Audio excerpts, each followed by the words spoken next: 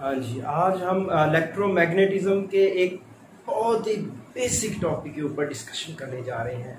आप लोगों ने सुना हुआ है, देखा हुआ है कि छोटे छोटे बच्चे कुछ एक्सपेरिमेंट कर रहे होते हैं। वो कंघी को बालों में रब करते हैं और फिर कागज़ के पुर्जों के पास लाते हैं, तो वो कंघी जो है वो कागज़ के पुर्जों को अट्रैक्ट करना शुरू कर देती है, मैजिक होना शुरू हो जाता है।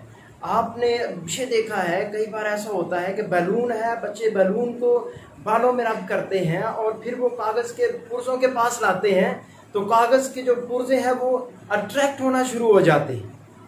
ये सब कैसे होता है? सर्दियों में कई बार आप एक्सपीरियंस करते हैं कि आपका हाथ जो है वो दरवाजे के हैंडल को लगता है, तो आपको शॉक लगता है। ये शॉक कैसे लगता है? लाइटनिंग क्या है? बिजली चमकती है। वो कैसे चमकती है बिजली? उसमें क्या होता है? तो एक्चुअली उस सब में जो बेसिक पॉइंट है वो है इलेक्ट्रिक चार्ज। तो आज हम इसी टॉपिक के ऊपर डिस्कस करने वाले हैं। ये सब जो चमत्कार होते हैं ये चार्ज की वजह से होते हैं। जैसे आप लोगों ने मैकेनिक्स पढ़ा है, मैकेनिक्स में जो बेस प्रॉपर्टी थी वो मैस होता है। मैस की बात करते हैं, एक ऑब्जेक्ट है, उस पर फोर्स लगती है, मैस है, उसमें एक्सेलरेशन पैदा होता है, उसकी वेलोसिटी चेंज होती है। आप एंगुलर मोमेंटम काउंट करते हैं, आप लीनियर मोमेंटम मालूम करते हैं, उसकी काइनेटिक एनर्जी मालूम करते हैं। बिल्कुल ऐसे ही इलेक्ट्रोमैग्नेटिज्म को जब आप समझने की कोशिश करते हैं तो आपके पास जो बेसिक पॉइंट है, जो बेसिक प्रॉपर्टी है, वो होती है चार्ज। आप चार्ज की बात करते हैं, जितनी भी इलेक्ट्रोमैग्नेटिक वेव थ्योरी है इस नन्हे से चार्ज के ऊपर बेस करती है। तो आज हम ये समझने की कोशिश करते हैं कि ये चार्ज क्या होता है और ये कैसे प्रोड्यूस होता है, इसको डिस्कस करने की कोशिश करते हैं। तो चार्ज डिफरेंट तरीकों से हम प्रोड्यूस कर सकते हैं। मसलन पहला तरीका हमारे पास है बाय फ्रिक्शन। तो चार्ज को हम प्रोड्यूस कर सकते हैं फ्रिक्शन के कारण। वो कैसे? कि आपके पास सपोज करें ग्लास रॉड है, उसको आप रब करते हैं सिलक के साथ, तो ग्लास रॉड में वो प्रॉपर्टी आ जाती है कि वो क्या करता है, वो कागज के पुर्जों को अट्रैक्ट करना शुरू कर देता है। ऐसे ही अगर आप ग्लास रॉड को फर के साथ रब करते हैं, फिर उसमें एक प्रॉपर्टी आ जाती है, फिर वो क्या करता है, इसी तरह कागज के पुर्जों को अट्रैक्ट करना शुरू कर देता है। लेकिन अगर आप देखा क्या कि भाई अगर ग्लास रॉड को सिलक के साथ रब करते हैं तो एक टाइप का चार्ज बनता है। ऐसे ही अगर ग्लास रॉड को फर के साथ रब करते हैं तो एक दूसरी टाइप का चार्ज बनता है। और बेंजामिन फ्रैंकलिन साहब 1706 से 1790 अमेरिकन फिलोसोफर हैं, साइंसदान हैं। इन्होंने भी कुछ एक्सपेरिमेंट्स किए। इन्होंने ये बताया कि भाई ये जो चार्ज होता है बिल्कुल ये दो तरह का होता है।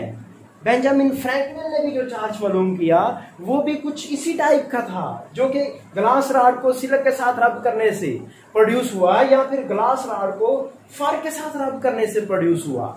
तो बेंजामिन फ्रैंकलिन ने सबसे पहले इस तरह का जो चार्ज था, ये जो ग्लास रॉड पे आया सिलक के साथ रब करने पे, उसको पॉजिटिव चार्ज का नाम दे दिया, और ग्लास रॉड को फर के साथ रब करने से जो चार्ज आया उसको नेगेटिव का नाम दे दिया। तो सबसे पहले बेंजामिन फ्रैंकलिन साहब ने इनको नाम दिए, एक को पॉजिटिव का नाम दिया, एक को नेगेटिव का नाम दे दिया। जैसे उन्होंने कहा वैसे ही अभी तक हम भी समझते आ रहे हैं।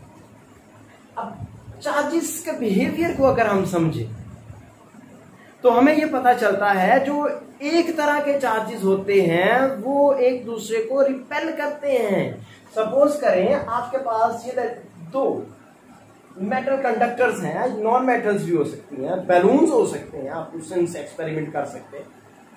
इनको आपने इस तरह से हैंग किया हुआ है। एक बैलून को आप बालों के साथ रब करें, दूसरे को भी बालों से रब करें, तो उससे क्या होगा, दोनों के ऊपर एक तरह का चार्ज आ जाएगा। या आप दोनों को फर के साथ रब करें तो दोनों के ऊपर एक तरह का चार्ज आ जाएगा। जब एक ही तरह का चार्ज आता है तो ये बैलून्स जो हैं वो रिपेल करेंगे, ऑब्जेक्ट्स जो है वो रिपेल करना शुरू कर देंगे। इन ऑब्जेक्ट्स के ऊपर एक प्रॉपर्टी आ गई है, जिस प्रॉपर्टी की वजह से इन्होंने रिपेल करना शुरू कर दिया है।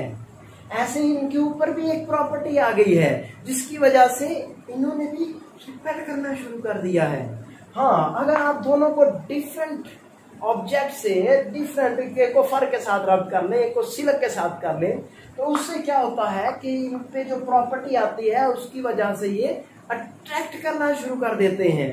तो इस एक्सपेरिमेंट से ये पता चला कि भाई चार्जेस जो हैं वो दो तरह के होते हैं। एक को हम कहते हैं लाइक चार्जेस, एक तरह के जो चार्जेस हैं वो रिपेल करते हैं, और अगर अनलाइक चार्जेस हैं जैसे पॉजिटिव है और दूसरा नेगेटिव है तो वो अट्रैक्ट करते हैं। चार्ज प्रोड्यूस करने का जो दूसरा तरीका है हमारे पास, उसको कहते हैं charging by induction, charging without touch. Touch किए बगैर आप चीजों को चार्ज कर सकते हैं। ये यहाँ पे डायग्राम में उसको समझाने की कोशिश की गई है। जैसे ये पहली डायग्राम है, इसमें दो ऑब्जेक्ट्स हैं और न्यूट्रल स्टेट में है, इन पे कोई चार्ज नहीं है, इन टच है। आपने क्या किया, एक ग्लास रॉड जिसको आपने रब किया था फर के साथ या सिल्क के साथ, नेगेटिवली चार्ज ग्लास रॉड है, और इस ग्लास रॉड को जब आप इस ए ऑब्जेक्ट के पास लेकर आते हैं तो उससे क्या होता है कि पॉजिटिव चार्जेस जो हैं वो इधर अट्रैक्ट होना शुरू हो जाते हैं, और नेगेटिव चार्जेस जो हैं वो इधर रिपेल होना शुरू हो जाते हैं, इस एंड पे पहुंच जाते हैं। तो फिर आप क्या करते हैं कि इस ऑब्जेक्ट बी को आप उठा के थोड़ा दूर कर लेते हैं और इस ग्लास रॉड को इसके पास ही रखते हैं, तो पॉजिटिव इसकी तरफ अट्रैक्ट रहते हैं। फिर आप क्या करते हैं कि इस ग्लास रॉड को दूर कर लेते हैं। तो अब क्या हुआ है कि यहाँ पे जो पॉजिटिव चार्जेस थे वो इस पूरे सरफेस पे रीडिस्ट्रीब्यूट हो गए।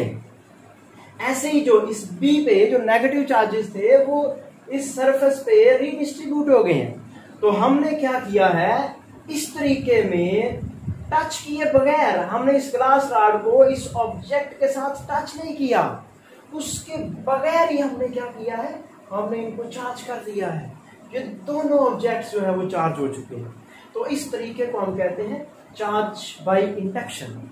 एक और हमारे पास तरीका है चार्ज करने का, वो है चार्ज बाय कंडक्शन। कंडक्शन के कारण भी आप चार्ज कर सकते हैं किसी ऑब्जेक्ट को। कंडक्ट का मतलब है चार्जिंग बाय टच। आप ऑब्जेक्ट्स को टच करके चार्ज ट्रांसफर कर सकते हैं एक ऑब्जेक्ट से दूसरे ऑब्जेक्ट पे। यहां पे बगैर टच के आपने चार्ज को ट्रांसफर किया है एक ऑब्जेक्ट से दूसरे ऑब्जेक्ट्स पे। यहां पे आप टच करके जो है वो चार्ज को ट्रांसफर कर सकते हैं। जैसे हमारे पास ऑब्जेक्ट है, कोई कंडक्टर ए है और कंडक्टर बी है, इनको किसी नॉन मेटेलिक, आप प्लास्टिक कह सकते हैं, इंसुलेटर है, इसके ऊपर रखा हुआ है स्टैंड्स के ऊपर, और इन दोनों को मिला दिया है एक प्लास्टिक की वायर के साथ। ग्लास रॉड भी हो सकता है, प्लास्टिक हो सकती है, इंसुलेटिंग मीडियम के साथ। आपने क्या किया कि आप पास लेकर आए ग्लास रॉड को जिसको आपने चार्ज किया था फर के साथ रब करके। तो अब इसको इसके साथ टच किया बी के साथ। टच करने से क्या हुआ कि इस ग्लास रॉड से इलेक्ट्रॉन्स जो है या चार्ज जो है वो आगे ट्रांसफर हो गया है इस बी ऑब्जेक्ट पे, लेकिन अब यहां से इधर नहीं जा रहा। क्यों? क्योंकि ये प्लास्टिक है, इंसुलेटर है। हम पढ़ेंगे किसी वीडियो में कि कुछ ऑब्जेक्ट्स ऐसे होते हैं, मटेरियल्स ऐसे होते हैं जिनमें से चार्ज फ्लो नहीं कर सकता, इंसुलेटर्स कहते हैं उन्हें हम। तो चार्ज यहीं पर रुका हुआ है। अगर आप इस चार्ज को इधर ट्रांसफर करना चाहते हैं तो आप इन दोनों को मिला दें कंडक्टर से, कंडक्टिंग वायर से, किसी कॉपर की वायर से, आयरन की वायर से। तो इससे क्या होगा कि इस बी पे जो काफी सारे चार्जेस थे वो इधर ट्रेवल कर जाएंगे। कुछ चार्ज जो है वो आधा चार्ज यहां से मूव करके इस ऑब्जेक्ट पे पहुंच जाएगा। तो ये बाय टच है, तो इनका आपस में टच हुआ है, लिंक हुआ है, तो चार्ज मूव किया है। जब तक टच नहीं किया यहाँ पे चार्ज फ्लो नहीं किया। तो ये हमारे पास एक तरीका है चार्ज ट्रांसफर करने का, जिसको हम कहते हैं चार्जिंग बाय कंडक्शन। तो कंडक्शन के कारण भी आप जो है वो चार्ज को एक ऑब्जेक्ट से दूसरे ऑब्जेक्ट तक ट्रांसफर कर सकते हैं। ऐसे ही अब चार्ज का असल में सोर्स क्या है, हम ये जानना चाहते हैं कि ये जो चार्ज है ये एक्चुअली कहां से आया है। तो असल में पता ये चला कि जो चार्ज का सोर्स है वो एटम होता है। एटम के अंदर न्यूक्लियस होता है और न्यूक्लियस के बाहर ऑर्बिट्स हैं। न्यूक्लियस के अंदर प्रोटॉन्स होते हैं और न्यूट्रॉन्स होते हैं और प्रोटॉन्स के ऊपर पॉजिटिव चार्ज होता है। ये उसी तरह का चार्ज था जिस तरह बेंजामिन फ्रैंकलिन ने देखा। ये जो चार्ज उसने ऑब्जर्व किया उसी तरह का चार्ज प्रोटॉन्स पे था और उसी तरह का जो चार्ज है वो इलेक्ट्रॉन्स पे था और इलेक्ट्रॉन्स और प्रोटॉन्स पे ऑपोजिट चार्ज होता है। तो ये पता चला है कि असल में जो चार्ज है उसका सोर्स एटम होता है और ये इलेक्ट्रॉन्स की फंडामेंटल प्रॉपर्टी है और प्रोटॉन्स की भी ये फंडामेंटल प्रॉपर्टी है कि उनके ऊपर कुदरत ने चार्ज रख दिया है।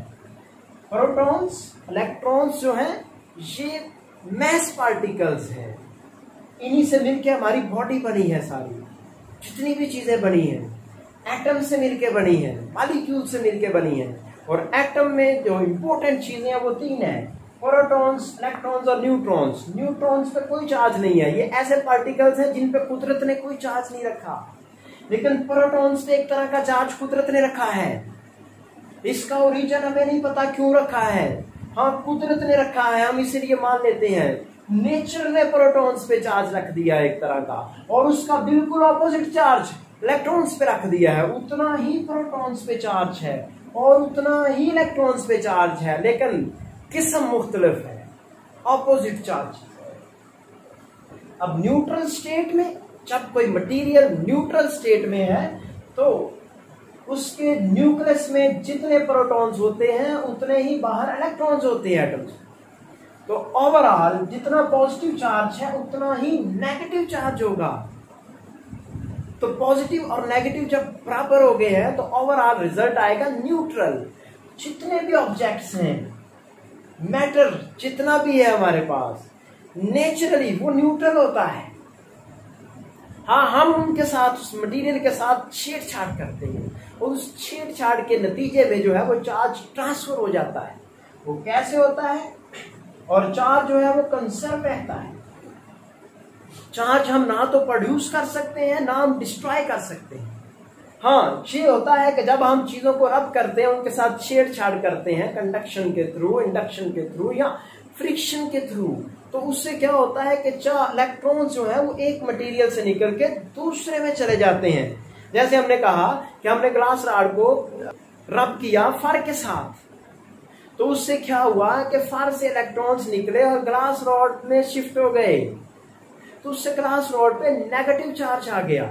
ऐसे जब हमने ग्लास रॉड को सिलक के साथ रब किया तो उस वक्त क्या हुआ कि ग्लास रॉड से इलेक्ट्रॉन निकले और सिलक में चले गए, तो ग्लास रॉड में इलेक्ट्रॉन्स की कमी हो गई। अगर एक इलेक्ट्रॉन इस सरफेस से, इस मटेरियल से निकलता है तो इस एटम में एक इलेक्ट्रॉन की कमी हो जाएगी, इसके ऊपर +1 चार्ज आ जाएगा। तो चार्ज जो है हम प्रोड्यूस नहीं कर सकते, नेचर ने जितना बनाना था बना लिया है। तो यही आज का हमारा जो टॉपिक था कि हम चार्ज की बेसिक जो है वो डिस्कस करना चाहते थे और इसी चार्ज की बेस के ऊपर सारी इलेक्ट्रोमैग्नेटिक वेव थ्योरी इसी पे बेस करती है। यही नन्हा सा चार्ज जो है, आप देखेंगे कि लाइटनिंग में यही चार्ज है और यही चार्ज जब फ्लो करता है तो करंट प्रोड्यूस होता है। इसी चार्ज के कारण जो है वो आपका लैपटॉप चलता है, इसी चार्ज के बाइस आपका मोबाइल फोन चलता है, आपकी फ्रिज चलती है, एसी चलता है, मशीनरी, हैवी मशीनरी चलती है, तो इसी चार्ज की मोशन की वजह से और इसी चार्ज से मैग्नेटिक फील्ड प्रोड्यूस करते हैं और डिफरेंट फिनोमेना होते हैं जिनको हम बारी बारी जो है वो डिस्कस करेंगे।